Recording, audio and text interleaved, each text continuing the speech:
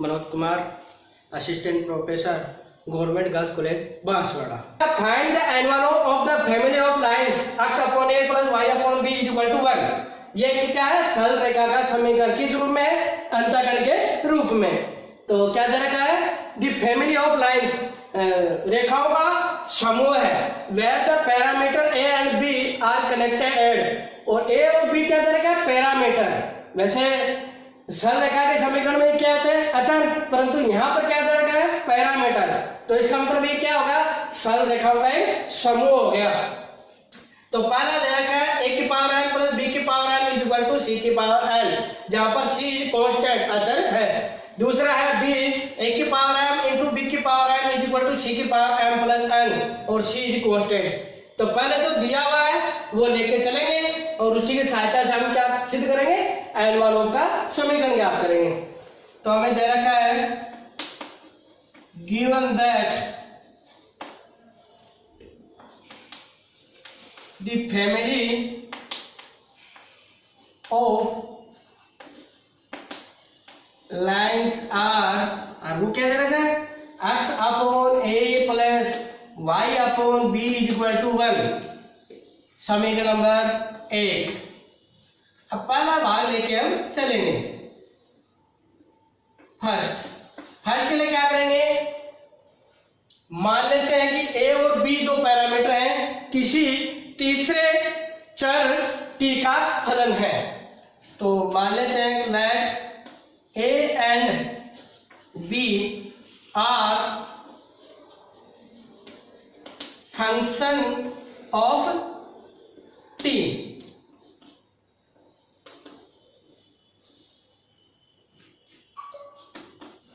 Then तब समीकरण एक का किसके सापेक्ष अवकलन करेंगे? t के सापेक्ष अवकलन करने पर। Then differentiation of equation first with respect to t we get. तो अवकलन करेंगे तो क्या आएगा? देखो t के सापेक्ष अवकलन कर रहे हैं तो a और b t के फलन है, x और y क्या होंगे? अचर। तो उसके अकॉर्डिंग इनके अवकलन क्या हो जाएगा? x। तो कांस्टेंट 1 अपॉन a का क्या हो जाएगा? माइनस 1 अपॉन a स्क्वायर और dA upon dt plus y क्या है? कांस्टेंट, और 1 अपॉन b का क्या हो जाएगा?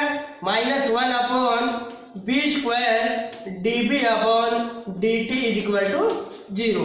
इसको देखो दोनों तरफ माइनस कॉमन आ जाएगा, माइनस को इधर ले जाएंगे तो क्या आ जाएगा? x upon a square dA upon dt plus y upon b square dB upon dt is equal to 0, समीकरण नंबर 2। और हमें क्या दे रखा है? ये दे रखा है गिवन दैट, तो पहले से दे रखा है a की पावर n प्लस b की power n is equal to c की पावर n। ये आ जाएगा समीकरण नंबर 3। इसी प्रकार से समीकरण 3 का किसके सापेक्ष अवकलन करेंगे? t के सापेक्ष। तो अगेन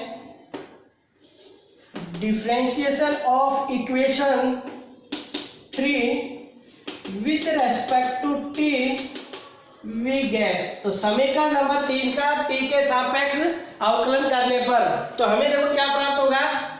a की पावर n, तो पहले घात का अवकलन होगा तो n a की पावर n माइनस 1, और फिर एक का हो जाएगा dA अपॉन dt प्लस इसी प्रकार से सेम इसका हो जाएगा n b की power n minus 1 dB upon dt is equal to 0, क्योंकि c कांस्टेंट है और उसकी घात n है तो वो भी एक कांस्टेंट, और कांस्टेंट राशि का अवकलन क्या होता है? 0। अब देखो इस दोनों में n कॉमन आ गया और n का इधर 0 में भाग लगा देंगे तो क्या आ जाएगा? 1 की power n minus 1 dA upon dt plus b की power n dB upon dt is equal to 0, समीकरण नंबर 4। अब क्या करेंगे? समीकरण नंबर 2 और समीकरण नंबर 4 से dA अपॉन dt तथा dB अपॉन dt का विलोपन करने पर तो हम लिखेंगे समीकरण 2 तथा समीकरण 4 से dA अपॉन dt तथा dB अपॉन dt का विलोपन करने पर।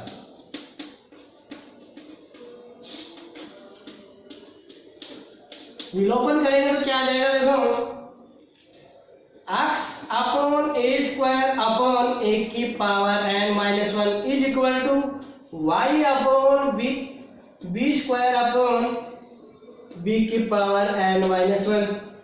इसको देखो और सोल्व करेंगे तो देखो क्या करेंगे, एक एक्स ए है की घात को नीचे ले लेते हैं, तो इसको ऐसा लिख सकते हैं x अपॉन ए की power n is equal to y upon b की power n is equal to योगा अनुपात से।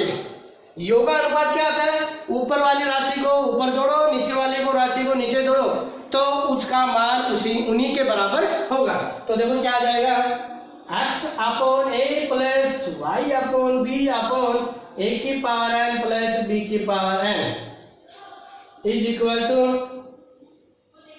देखो समीकरण नंबर 1 तथा 3 से x upon a plus y upon b का मान क्या हो जाएगा 1 और ए की पावर n प्लस बी की पावर n की जगह क्या रख देंगे c की पावर n, तो ये आ जाएगा 1 अपॉन c की पावर n।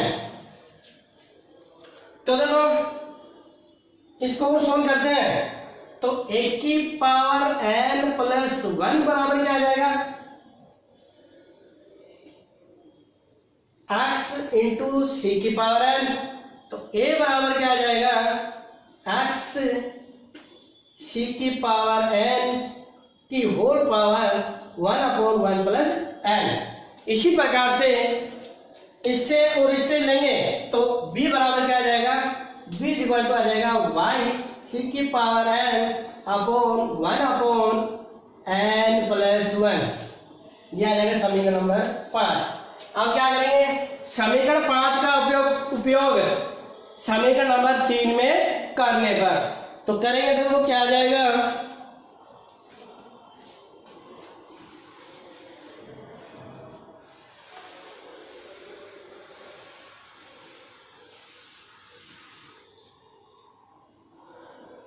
तो a की जगह रख देंगे ये मान और b की जगह ये रख देंगे। समीकरण 3 में तो क्या आएगा, x c की पावर n की whole power 1 upon n plus 1 की whole power n plus y c की पावर n की whole power 1 upon n plus 1 की whole power n is equal to c की पावर n। इसको आगे और सोल्व करते हैं तो क्या आएगा, देखो x की पावर ये भी है और इसकी होल पावर है, तो ये क्या जाएगा x की power n upon n plus 1 और ये आ जाएगा c की power n square upon n plus 1 plus y की power n upon n plus 1 और c की power n square upon n plus 1 is equal to c की पावर n। इन दोनों में क्या कॉमन आ जाएगा, c की power n square upon n plus 1 और वो कॉमन लेके जब भाग में लगा देंगे तो क्या आ जाएगा x की power n upon n plus 1 plus y की power n upon n plus 1 is equal to c की पावर n अपॉन c की power n square upon n plus 1। इसको और सोल्व करते हैं तो क्या आ जाता है, ऊपर लेंगे तो घात धनात्मक है माइनस क्या आ जाएगी, दोनों को ऐड कर देंगे तो क्या आ जाएगा, लघुत्तम ले लेंगे n प्लस 1 का, तो ये आ जाएगा n square plus n minus n square से n स्क्वायर कट गया तो ये क्या आ जाएगा x की power n upon n plus 1 plus y की power n upon n plus 1 is equal to c की power n upon n plus 1। ये हो जाएगा उन सरल रेखाओं के वक्रतुल का अभीष्ट एनवलप का समीकरण। जब a और b हैं वो दोनों क्या दे रखे हैं, पैरामीटर 2 दे रखे हैं। अभी तक जो सवाल किए थे एनवलप में उनमें पैरामीटर कितना था, 1 था। अब इस वाले सवाल में पैरामीटर कितने हैं, 2। तो दो पैरामीटर है तो उनको किसी अन्य चर का फलन मानते हुए और अवकलन करके उन दोनों समीकरणों से विलोपन करेंगे, dA अपॉन dt और dB अपॉन dt का विलोपन करेंगे तो आपके पास a और b में 2 समीकरण आ जाएंगे। उन दोनों का मान उस दिए गए उनमें रिलेशन जो एनवलप का समीकरण। अब हम दूसरा भाग सिद्ध करेंगे बी वाला। तो पहले तो हमें जो दिया है वो लिख लेंगे, वही है गिवन। तो क्या देगा हमें, x upon a plus y upon B बराबर 1, समीकरण नंबर 1। और साथ में हमें दे रखा है a की पावर m b की power n is equal to c की पावर m प्लस n, समीकरण नंबर 2। तो वही करेंगे, a और b को किसी दूसरे प्राचल t का फलन मान लेते हैं। तो माना a तथा b किसी अन्य प्राचल या चर t के फलन है। तो समीकरण 1 का t के सापेक्ष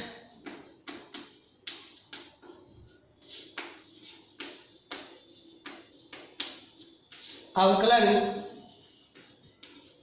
करने पर, अवकलन करेंगे तो देखो वही आ जाएगा, क्योंकि x और y तो कांस्टेंट है, क्योंकि t के सापेक्ष करेंगे तो a और b है वो t के फलन है, ये दोनों कांस्टेंट हो जाएंगे उनके अकॉर्डिंग। तो ये आ जाएगा x, अब x तो कांस्टेंट है, 1 अपॉन a का हो जाएगा minus 1 upon a square d a upon d t plus y तो constant minus 1 upon b square d b upon d t is equal to 0। इसमें क्या है कि दोनों में माइनस कॉमन आ जाएगा, वो माइनस को इधर बाहर को लगा देंगे तो क्या आ जाएगा, x upon a square d a upon d t plus y upon b square d b upon d t is equal to 0। ये आ जाएगा समीकरण नंबर 3। इसी प्रकार क्या करेंगे, पहले समीकरण 2 का लोगरिथम लेके फिर t के सापेक्ष अवकलन करेंगे। तो टेकिंग लोगरिथम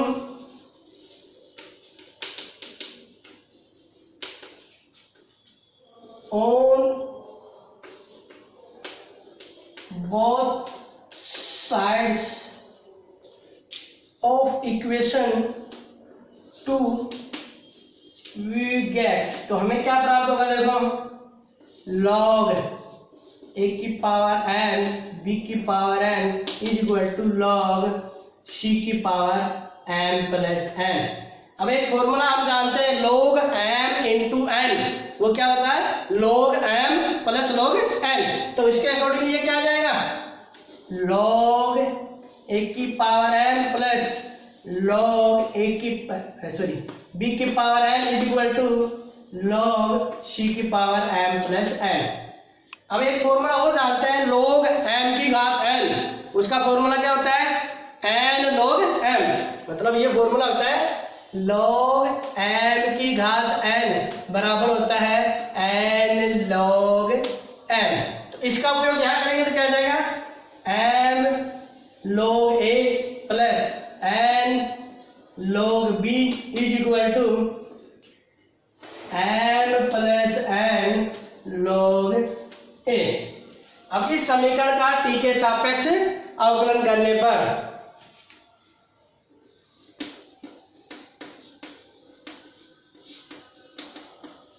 उपरोक्त समीकरण का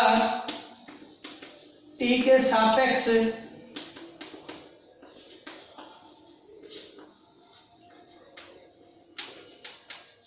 अवकलन करने पर, अवकलन करेंगे तो देखो m और n कांस्टेंट है, ये c कर दो इसको c।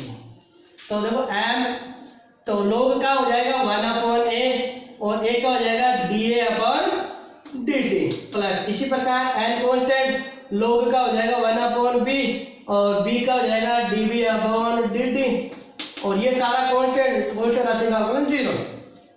तो ये क्या आ जाएगा m upon a da upon dt plus n upon b db upon dt is equal to 0, समीकरण नंबर 4। अब क्या करेंगे, समीकरण 3 तथा 4 से da अपॉन dt और db अपॉन dt का विलोपन करने पर, तो आप यहाँ लिख दोगे समीकरण 3 तथा 4 से dA/dt तथा dB/dt का विलोपन करने पर, विलोपन करेंगे तो देखो क्या आ जाएगा, x/a² is equal to y/b²/n/a। इसको और सोल्व करते हैं तो देखो क्या आ जाएगा, x/a/m,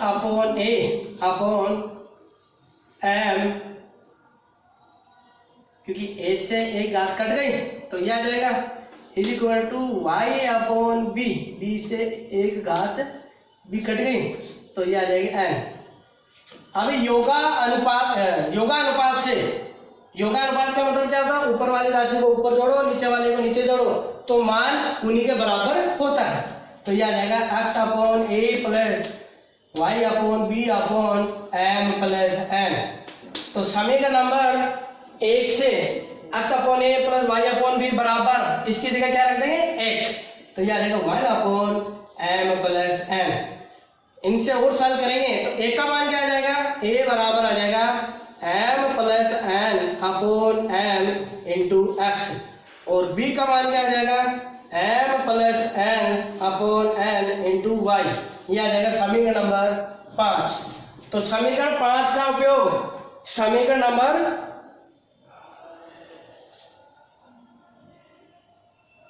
2 में करने पर, तो समीकरण 5 का उपयोग समीकरण 2 में करेंगे तो क्या आ जाएगा,